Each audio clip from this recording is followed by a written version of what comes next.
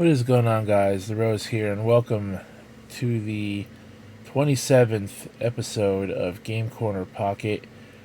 Today, on February 27th, ironically, I guess you could say, we had a Pokemon Presents this morning that was about 20 or so minutes long. So today I'm going to recap what was shown at that presentation, as well as, obviously, you could see right here on the screen the biggest reveal of the presentation: the Pokemon Scarlet, Pokemon Violet Generation 9 Pokemon games, which will release later this year. I'm assuming in November, since that's pretty much when every other Pokemon game is released, but we'll talk about that in a little bit. The first thing, they went through their mobile games and they talked about announcements for upcoming additions to the mobile games. Pokemon Go, beginning March 1st, which is this Tuesday. We will be getting Gen 7 Pokemon from the Alola region. While we have had Alolan forms of older Pokemon, like Meowth and Vulpix and Ninetales and, Raichu and Marowak and the like, and we have had Galarian forms of other Pokemon like Zigzagoon and Mr. Rhyme and Ponyta and stuff like that in the game. The other Gen 7 Pokemon, like the starters, and Rockruff and Gumshoes or Yungoos, I know he evolves into Gumshoes, and whatnot, they'll all start showing up at some point. They didn't say which Gen 7 Pokemon are going to be added to the game. They just said Alola Pokemon will start appearing in the game starting March 1st. So that's that. They went into Pokemon Masters EX with a Victory Road thing. And if you clear Victory Road, you get 5,000 gems, and you can team up with a special red, blue, or leaf character, as well as the chance to unlock the new May character in the game. I used to play Pokemon Masters before they changed it to Pokemon Masters EX. It's an alright game. It's not one that I really care to keep up with. They talk about Pokemon Mix Cafe, which is a Pokemon game I don't give a shit about at all on mobile. Same thing with Pokemon Unite. There's going to be new additions to those games coming soon, of course. What I cared about the most was the games on the Switch. They showed an update for Brilliant Diamond and Shining Pearl. They are finally adding the Shaman event with the Oaks letter. You have to get the Oaks letter in the mystery gift component in the game, and then you can finally get Shaman the correct way, which, in my opinion, is too little too late. I mean, I guess it's cool. You can get him, train him, and whatnot, and maybe use him in the Coliseum, since I know BDSP just got the Coliseum and more online battling options. So I guess it's cool for that, but as far as playing the game with, playing through the game with Shaman, it's really no point, because at that point, you've already beaten the game probably 3 times over. Pokemon Legends Arceus, or Arceus, however you want to pronounce it, got a free 1.1.0 update today called Daybreak, which adds a new main quest to the game, which is pretty cool. It is a free update, so it's available now to download, and you can check that out. I've already seen people on YouTube streaming it. I have yet to finish the game itself. I actually haven't streamed it in almost 2 weeks, so definitely will be doing that at some point, probably tomorrow. And yeah, so definitely interested to check that out. Looks pretty cool. Then they talked about of course, what we have here on the screen: Pokemon Scarlet and Pokemon Violet. You've been looking at these. Normally, you know, I'm on camera with these kinds of videos, but I just wanted to make this a quick video and as fast as possible because, you know, it was a smaller presentation and I could get through this video in about 10 minutes or so. So I decided, you know, not to put as much effort into it. But anyways, Generation 9, they showed off a teaser trailer to the game. At first, I thought it was some kind of movie, like maybe Detective Pikachu 2. Maybe that movie, I was thinking, maybe get revived after it was quietly canceled. Or maybe it was the Netflix Pokemon series that I know they're working on. But it turns out to be Generation 9. We have Pokemon Scarlet and Pokemon Violet. My brother already claimed Violet version, so I guess I'm going Scarlet, which is cool with me. You know, either one is fine, in my opinion. They showed off, you know, quite a few areas that are going to be in the game. Looks pretty cool. We don't know what Pokemon are... Well, I mean, we do, I guess, know what some Pokemon are going to be in the game. We saw, like, Psyduck, and I think a Pelipper was spotted in the trailer, and quite a few other Pokemon from various generations. And of course, these here are your new starters. We have now, according to Cerebi.net, and these may not be the official names, we have the grass type starter Sprigatito. We have the fire type starter Fuecoco. And we have the water type starter, Quaxly. Now you can see... I'm guessing the grass type looks like some kind of fox type thing. The fire type is some kind of dinosaur-looking Pokemon. His head is really big compared to his body. And the water type starter is some kind of duck-looking Pokemon, or a goose, or whatever. So... naming this Pokemon Quaxly, the water type starter, I could actually see that being its real name. Since being a duck, it would make sense. As far as, you know, the other two names, I really don't know. Fuecoco or Fuecoco. Few sounds like fuel. Fuel usually related to fire in some way, so maybe. And Sprigatito, I don't know how they got that name. But yeah, in my opinion, out of these designs, I think the grass type starter looks the nicest. So I guess I'll be going grass starter again, which out of all the generation Pokemon games, my favorite grass type starters would be Bulbasaur, Chikorita, Trico, Snivy, and that's really it. You know, if I go through my history with through the generations of games I played, Gen 1, I picked either starter. I know in Generation 1, red, blue, and, you know, red and blue, or red and green if you're from Japan, Bulbasaur was considered the easy mode, Charmander was considered hard mode, and Squirtle was considered medium difficulty. I would go with either one there. All three of them are cool. I liked all three starters. Generation 2 is the same thing. In that game, I think Chikorita was considered the hard mode.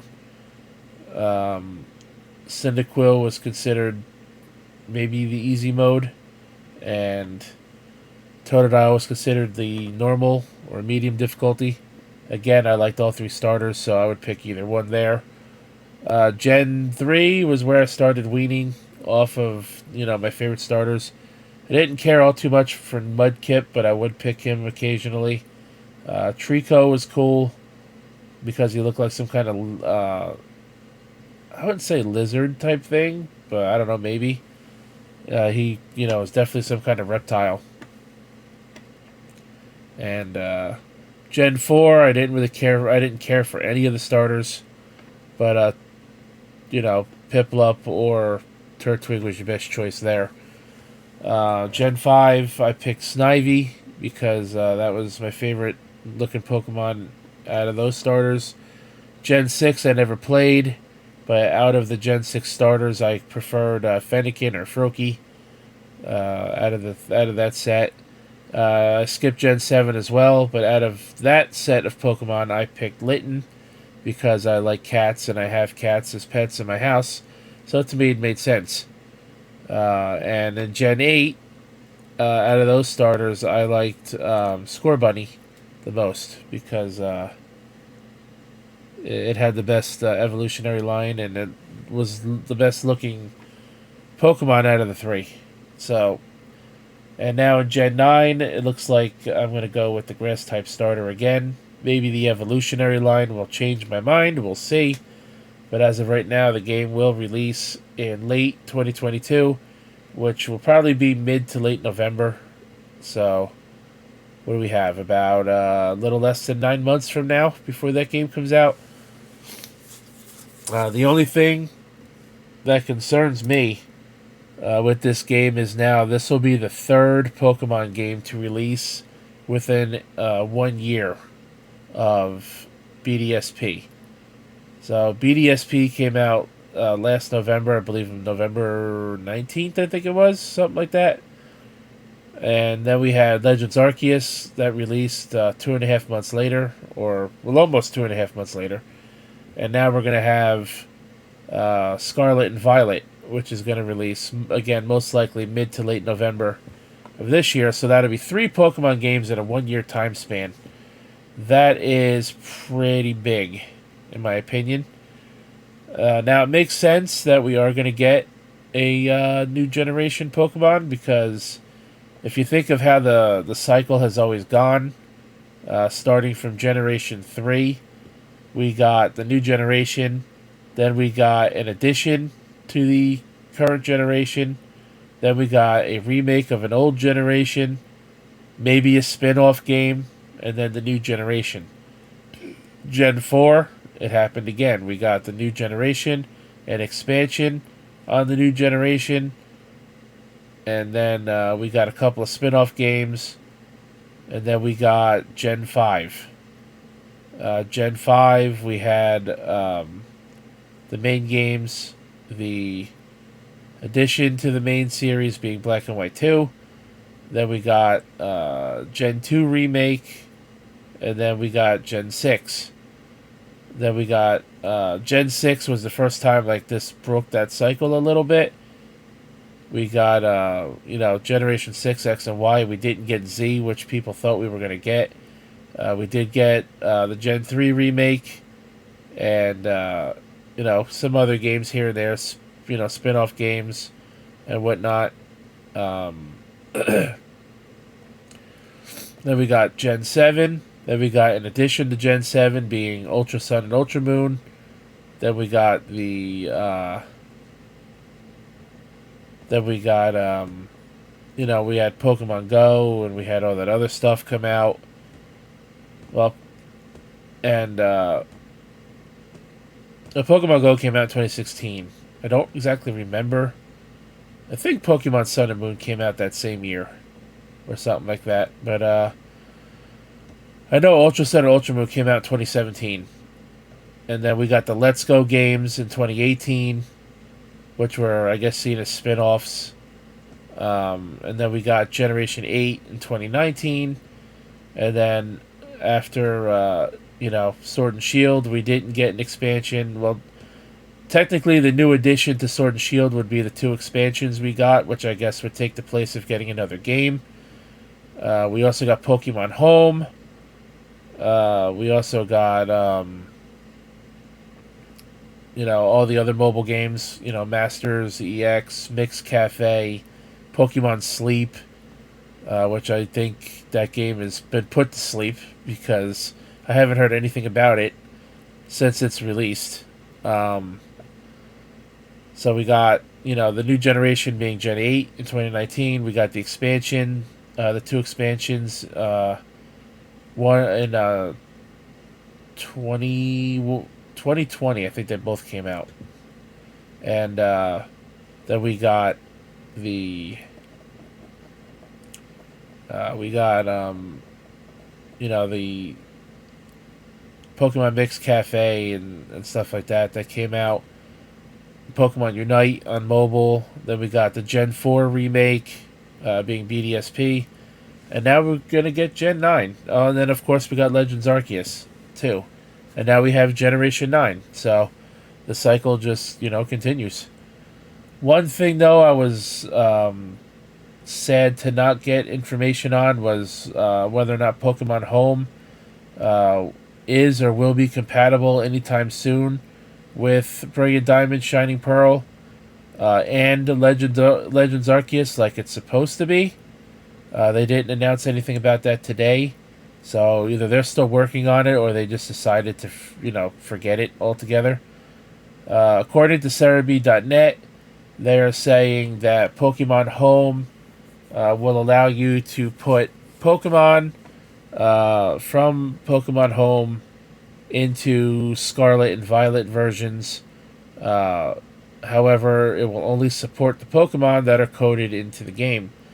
So it sounds like they're going to go the route of Galar, and we're not going to have a complete Pokedex, which means they're going to pick and choose, Pokemon, I guess, based on popularity and balance and whatnot for the game, as well as adding a whole new generation's worth of Pokemon, which will be probably somewhere around 80 to 100 new Pokemon. And, that's going to be your game. And I'm sure we're going to get, at least one or two expansions, which will add on to the game, just like we did with Sword and Shield, which will add more Pokemon into the game at a later date, of course, being put behind a paywall. Those will probably come out maybe a year, close to a year after the game comes out.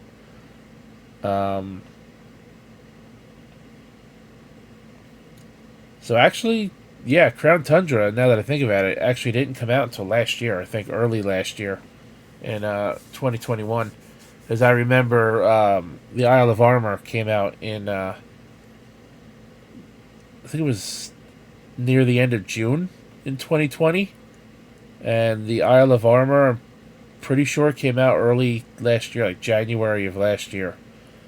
But, yeah, so I'm just rambling on at this point. So that was the Pokemon Day Pokemon presentation. Like I said, I wish we got news on Pokemon Home, but we didn't. And we're not even 100% sure if what, Cerebi.net was posting about's even true. I guess time will tell. Anyways, guys, this has been a shorter episode. I thought I'd get through this video in about 10 minutes, but, I gotta always drag it out by talking too much. Anyways, guys, check out the Derailed Podcast every Sunday night, 9 p.m. Eastern Time. Check out Less Than Serious, the secondary Derailed show, on Tuesday nights, 10 p.m. Eastern Time.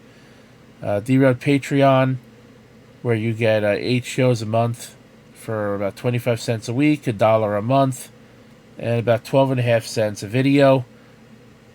Pretty good deal, in my opinion. I think it's the best deal I've ever seen on a Patreon out of content creator patrons.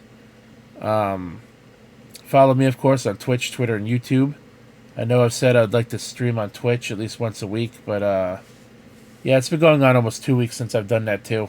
So, got to get back into it. Mario Day is coming soon, so I'll be streaming on Twitch that day. And whatnot. So, yeah, follow my social medias, subscribe to the YouTube channel, hit the like button on this video if you like gaming news and Pokemon content. Show me you like this kind of content, hit that like button, and show me you want to see more. Subscribe again, like I said, if you're not already. Greatly appreciate it. We are on the road to 600 subscribers. Anyways, guys, thanks for watching. My name is The Rose. Till next time, I'll catch your ass down the road.